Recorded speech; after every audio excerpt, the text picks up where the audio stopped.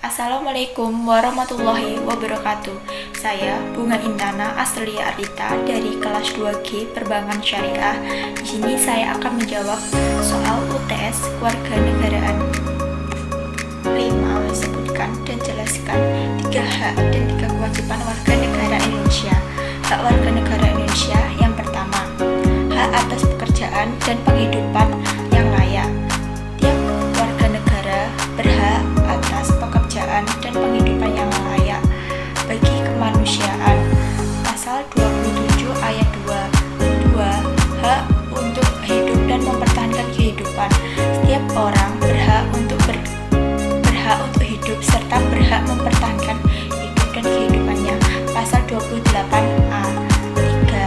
Hak untuk mengembangkan diri melalui pemenuhan kebutuhan dasarnya dan berhak mendapatkan pendidikan, ilmu pengetahuan dan teknologi, seni dan budaya demi meningkatkan kualitas hidupnya demi kesejahteraan hidup manusia. Pasal 28C ayat 1.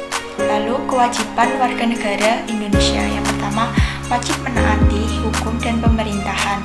Pasal 27 ayat 1 Undang-Undang Dasar 1945 yang berbunyi segala warga negara bersamaan kedudukannya di dalam hukum dan pemerintahan dan wajib menjunjung hukum dan pemerintahan itu dengan tidak ada kecualinya.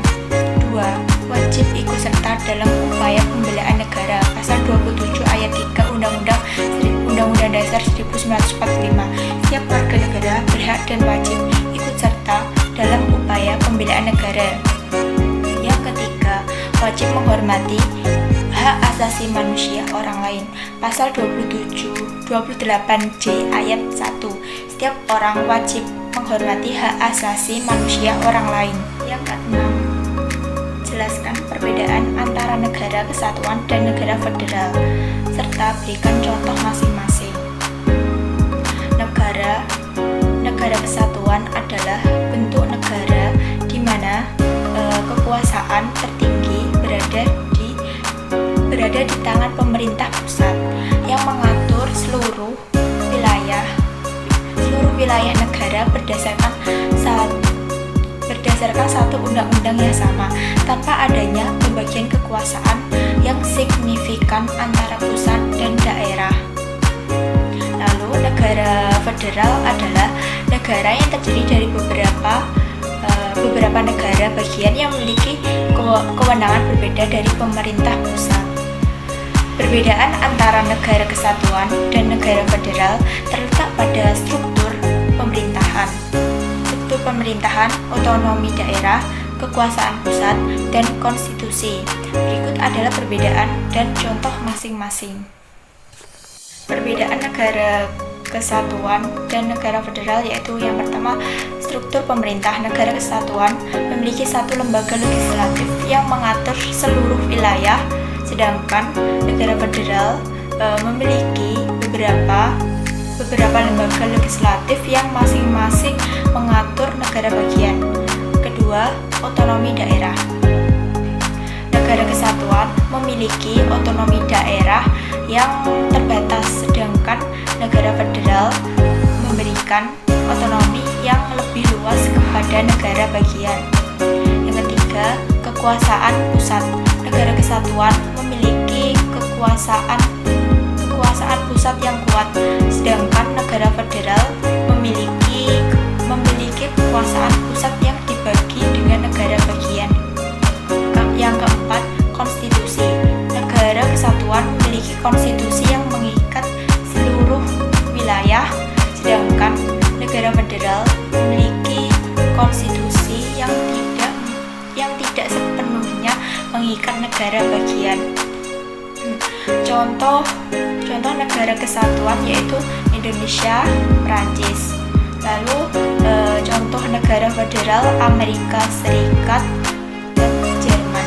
7. Jelaskan peran penting Pancasila dalam menjaga persatuan dan kesatuan bangsa Indonesia. Yang pertama, mengajarkan nilai-nilai kehidupan berbangsa dan bernegara. Pancasila mengajarkan